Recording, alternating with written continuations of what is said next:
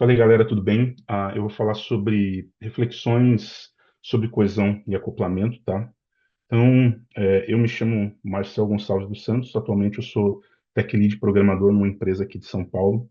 Eu faço parte da comunidade PHP, né? Então eu sou um dos líderes do PHPSP já tem pelo menos uns 10 anos, né? Então a gente organiza eventos aqui em São Paulo, meetups, conferências, estamos em eventos do Brasil todo relacionado a PHP. Então quem tiver algum interesse, me chama para conversar aí sobre tecnologia, sobre arquitetura, DDD e PHP. Eu vou pedir que vocês interajam nas mídias sociais, né? Então, o pessoal do Tech Leaders Club, eles têm uma iniciativa muito boa, que é gerar conteúdo, promover palestras, apresentações, e a interação de vocês, tanto no LinkedIn quanto no Instagram, Twitter, gera um engajamento muito bom para as pessoas poderem conhecer a comunidade. Então, tire foto, façam publicações, interaja com outros participantes, tirem dúvidas e assim por diante. Eu costumo fomentar a interação das pessoas nas mídias sociais, né, com um desafio. Então, eu vou lançar um desafio aqui para vocês. Então, se vocês tiverem a fim de participar, eu vou sortear um livro da Casa do Código. Só siga as regras que estão nesse slide aí. Então, me segue lá no LinkedIn, faz uma publicação com coesão, acoplamento e TLC, me marca na publicação, marca o Tech Leads Club e não vale publicação em branco, beleza? Então, se vocês tiverem que tirar um screenshot, é desse slide para caso quem queira participar, beleza? Agora vamos para o conteúdo. Então, vamos falar primeiramente sobre coesão. O que que é coesão? Coesão ela é uma medida que ela indica o grau de relação entre os membros de um módulo, tá? E quando a gente fala em módulo, a gente fala em várias coisas. A gente fala em classes, a gente fala em módulo, a gente fala em componente, em qualquer elemento de um software. E, ah, e a coesão, ela está relacionado ao quão os elementos desse módulo eles estão relacionados a um tema comum, tá? Uma definição diferente, uma definição que deixa um pouco mais claro, que deixa um pouco mais fácil compreensão, sobre coesão é que códigos que mudam juntos devem permanecer juntos. E a coesão ela tem umas características, algumas propriedades interessantes, né? Uma delas é a coesão ela é inversamente proporcional ao número de responsabilidades distintas que um módulo tem. Então, quanto mais coeso um código é, mais específico, mais uma responsabilidade única aquele código tem. Quanto menos coeso, mais responsabilidades distintas esse módulo, esse componente possui. E se a gente parar para analisar, a coesão ela é uma medida intracomponente, ou seja, a gente olha para um componente específico, a gente olha para uma classe, para um módulo, e a gente entende o nível, o grau, a medida de coesão que aquele código tem. Se a gente for citar uma pessoa muito importante nesse estudo sobre coesão, que é o Larry Constantine, ele fala o seguinte, ele fala que a coesão se refere o quão forte os elementos de um módulo eles são relacionados uns com os outros. E a alta coesão dentro de um módulo é um marco de um bom design. Então, a gente tem aqui um direcionamento sobre o que é um bom design. A gente tem que perseguir módulos, componentes, classes que são altamente coesos. Mas como que a gente pode pensar nessa variação, nesses níveis de coesão, né?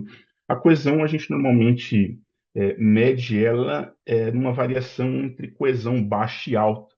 Então, uma coesão baixa, né, ou a baixa coesão, ela é o grau de relação, né, entre esses membros de um módulo é baixo, né? Quando esse grau de relação é baixo.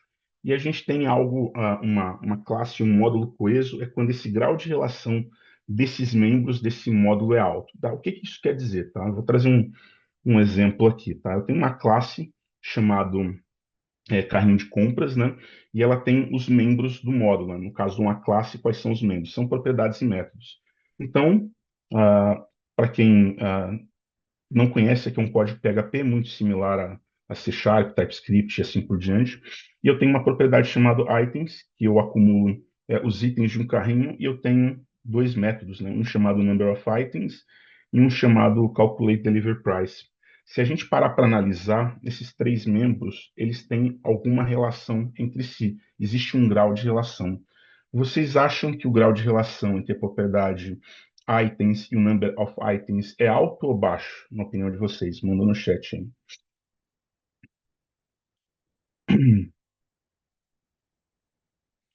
Se a gente parar para analisar a relação entre a propriedade items e o método number of items, é alto, né? Já aquele método calculate delivery price, se vocês observarem, ele está meio perdido.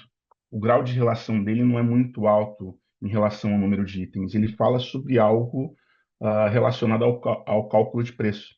Então, essa classe aqui ela é uma classe com baixa coesão. Por quê? Porque os membros dela, os elementos desse módulo, dessa classe, não estão muito fixos em torno de um conceito. E a baixa coesão ela é um indicativo de baixa qualidade interna de um código ou de um módulo, né? O próprio Larry Constantini ele fala o seguinte, ele fala que uma estrutura é estável se a coesão é alta e o acoplamento é baixo, né? Vocês vão ouvir ele falar bastante sobre ele, porque ele foi uma das pessoas que cunhou o termo coesão e acoplamento, que é um dos assuntos dessa palestra, né? Que é o principal, são os principais temas dessa palestra. E um módulo com baixa coesão, ele é um módulo difícil de manter, difícil de evoluir, ele tem risco de bugs. Então é por isso que a gente persegue sempre módulos com alta coesão.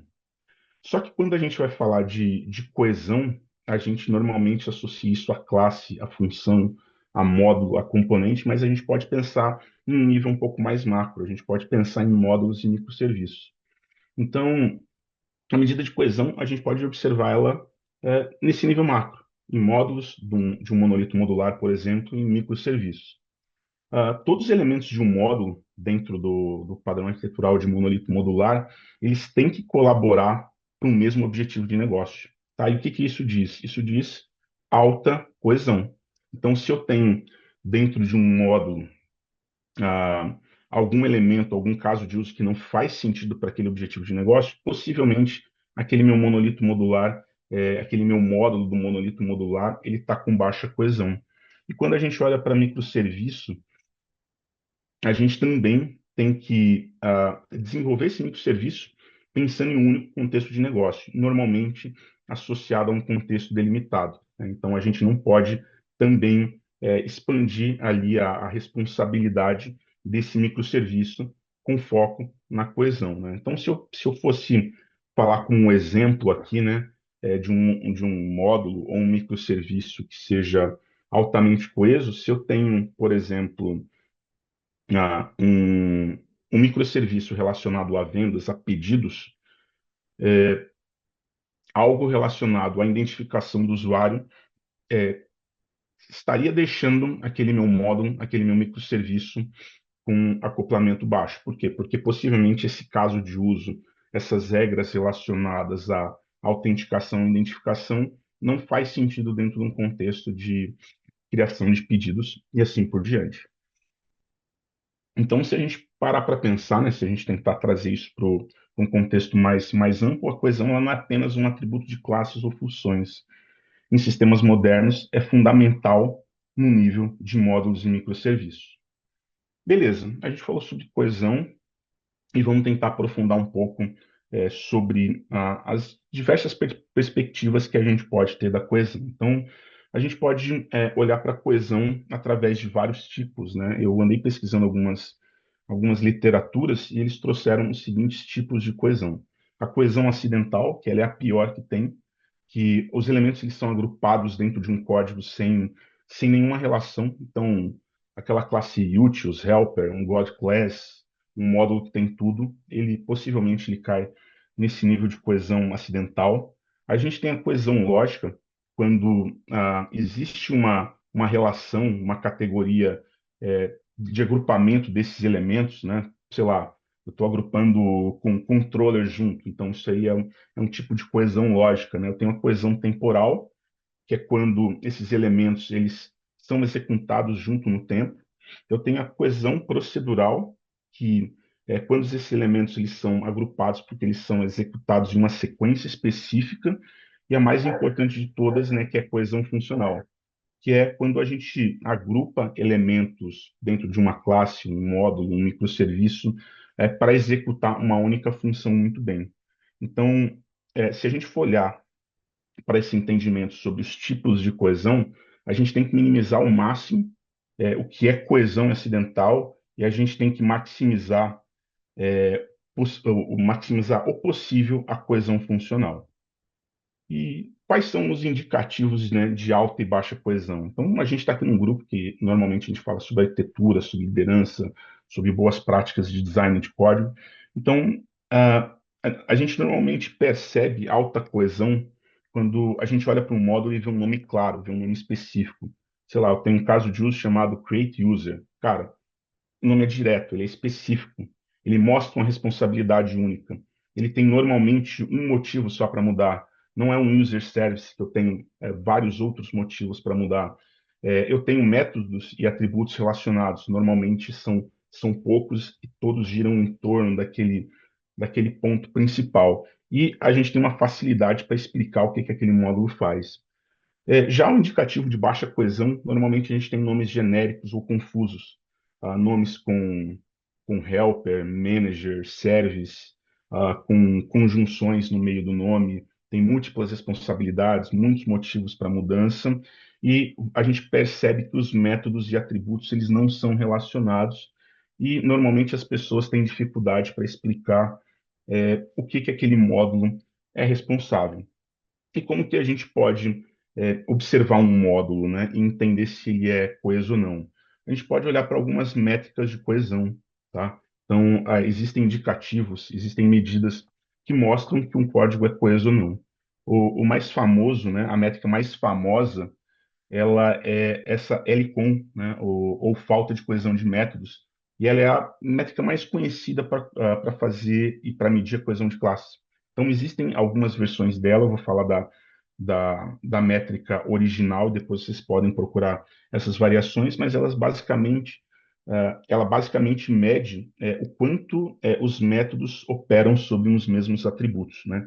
Então, se a gente tem muito método usando os mesmos atributos, a classe possui alta coesão e o inverso é verdadeiro. Galera, até aqui tudo tranquilo? De boa?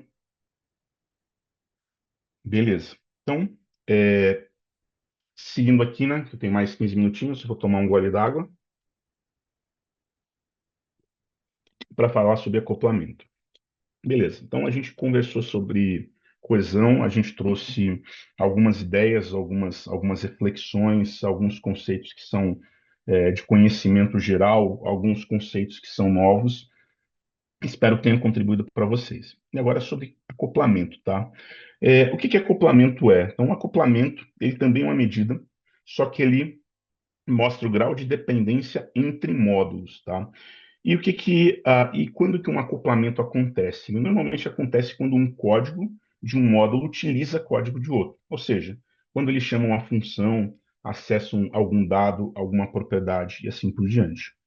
Como exemplo, tá? Eu tenho aqui um código que eu mostro dois módulos, tá? Eu tenho um módulo, uma classe chamada carro e um módulo, uma classe chamada motor.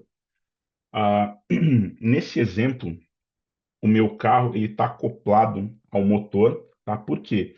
Porque na linha, ali no método start, eu faço a chamada do start do motor. Ou seja, quando eu instancio um carro e envio uma mensagem para esse meu carro iniciar, ele também manda uma mensagem para o objeto engine para ele também iniciar. Então aqui eu tenho um ponto de acoplamento, beleza? E o acoplamento ele também pode acontecer entre sistemas, tá? Então é comum um microserviço A depender de um microserviço B. Ou eu tenho um módulo dentro do meu código que depende de um banco de dados. Ou ainda eu tenho um caso de uso, um conjunto de classes de módulos que depende de um serviço externo. Então, o acoplamento ele vai também, assim como a coesão, além daquele módulo específico, além do design, ele também se expande um pouco para a parte arquitetural dos elementos dentro de uma arquitetura. E o acoplamento, ele diz, né? E uma forma de entender acoplamento muito interessante o acoplamento ele diz respeito a uma alteração em um lugar exigir uma mudança em outro lugar, tá? E essa definição, a definição do Sam Newman, se eu não me engano, eu peguei ela nesse livro aqui, que é Migrando Sistemas Monolíticos para Microserviços. Então, se a gente parar para analisar o acoplamento de uma forma mais detalhada, a gente entende que o acoplamento é uma medida intercomponentes. Então, enquanto a coesão é intracomponente, a gente olha para um componente de maneira interna, o acoplamento a gente olha para essa medida dentro de um outro conjunto de componentes. Tá, mas vamos esmiuçar um pouco sobre, um pouco sobre os tipos de acoplamento. Eu trouxe algumas formas de categorização, tá? Vou passar de uma forma resumida, mas para a gente poder ter uma ideia um pouco mais clara do que a literatura fornece para a gente. Então, um acoplamento importante é o acoplamento de implementação. Ele é basicamente quando um componente A ele depende de um componente B em relação à sua implementação. Então, um exemplo é, eu tenho um serviço de recomendação que ele depende de um banco de dados de um serviço de pedidos, né? Esse serviço de pedidos, ele tem um banco de dados, ele guarda as informações e para a gente ter a recomendação, a gente tem que consultar esses pedidos que foram realizados. Só que esse serviço de recomendação, como ele depende diretamente da implementação do banco de dados, quando o serviço de pedidos precisar fazer uma alteração na estrutura do banco de dados, essa alteração vai precisar ser refletida para o serviço de recomendação. Ou seja, existe um acoplamento de implementação dentro desse conjunto de sistemas, desse conjunto de componentes de um sistema. E aí entra naquela definição que a gente passou aqui há alguns minutos atrás, que é o acoplamento diz respeito a uma alteração em um local exigir uma mudança em outro, né? Então, está em um exemplo de acoplamento de implementação. E como que a gente pode fazer isso, né? O serviço de pedidos ele pode expor um API, um contrato estável, né? E evitar com que essas alterações internas na estrutura do banco de dados vazem para o mundo externo. Isso evitaria, é uma forma de evitar o problema. E a gente também tem outros tipos de acoplamento. A gente tem acoplamento temporal, acoplamento de implementação e acoplamento de domínio. Todos esses exemplos ele tem no primeiro capítulo desse livro Migrando Sistemas Monolíticos para Microserviços, caso vocês queiram se aprofundar no entendimento. Uma outra forma de categorizar que o acoplamento a gente tem um acoplamento estático e dinâmico, tá? E ele basicamente diz o seguinte: o acoplamento estático é quando o acoplamento ele pode ser identificado através de uma análise estática, e o acoplamento dinâmico é aquele que a gente consegue identificar somente em tempo de execução. Isso vai impactar um pouco na forma como a gente mede e identifica esse acoplamento para possivelmente mitigar ele no futuro. E uma outra, uma outra forma, né, que eu vejo bastante o pessoal comentar sobre acoplamento é o acoplamento aferente, o acoplamento eferente. Então, o que o acoplamento aferente fala, né? Ele fala que o acoplamento aferente ocorre quando um componente ele é referenciado por outro componente, certo?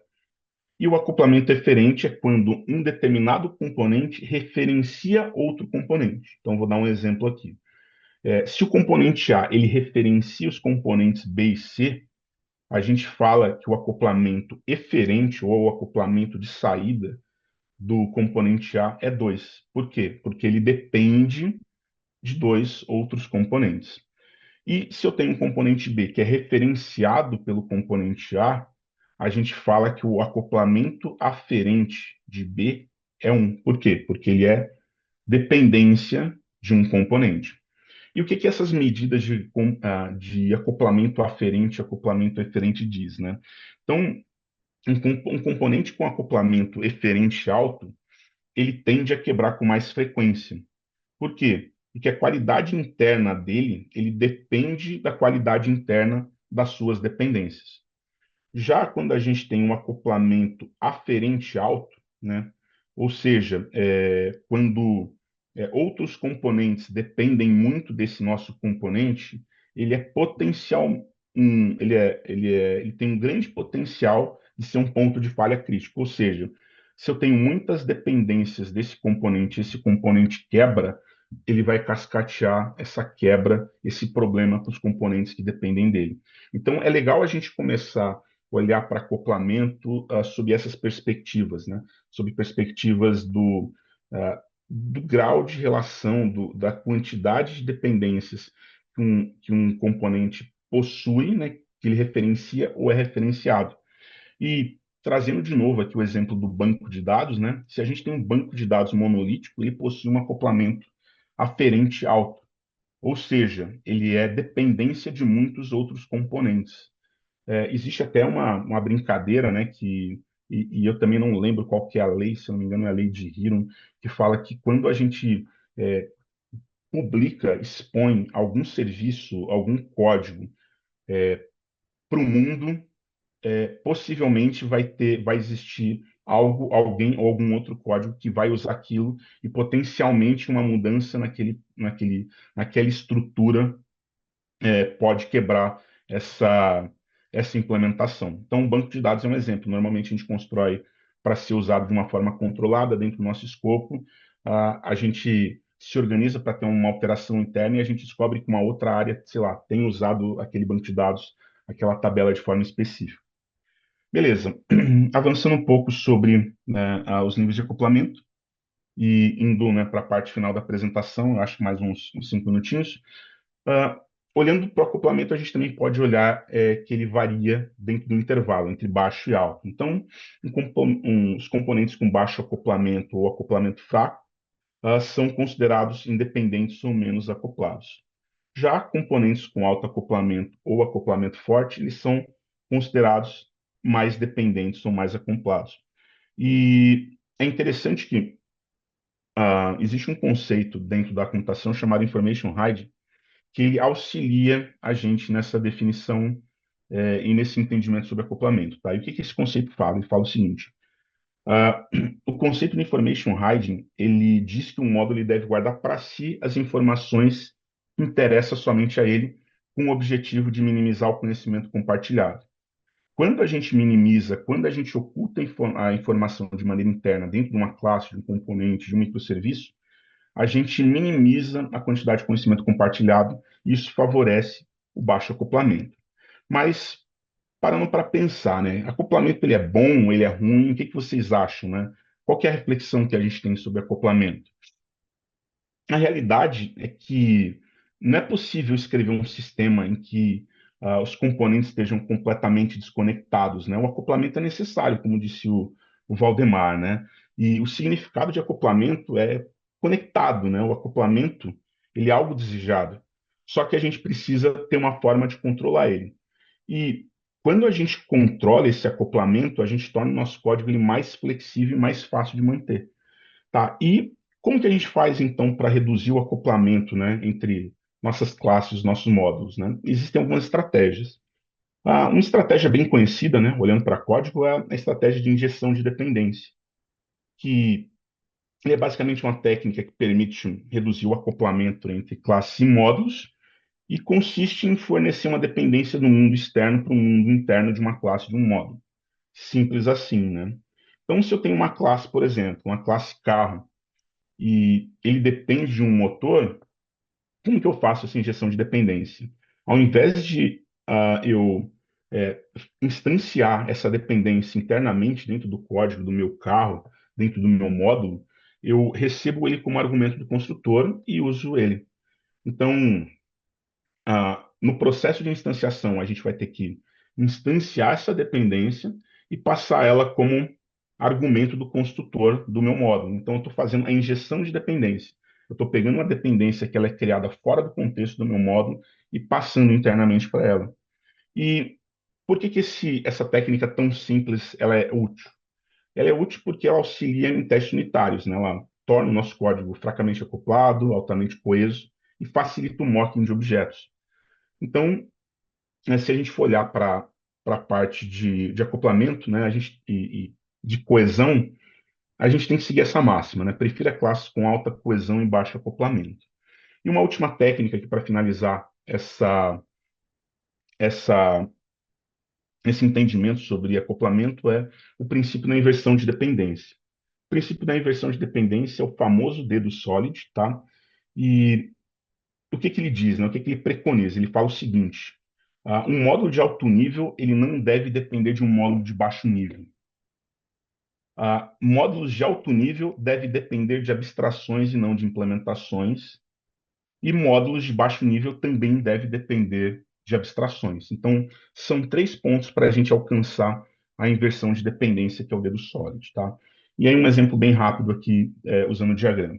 Então, se eu tenho uma classe que é um módulo de alto nível, e eu dependo de um módulo de baixo nível, que é a classe B, eu estou violando o princípio da inversão de dependência.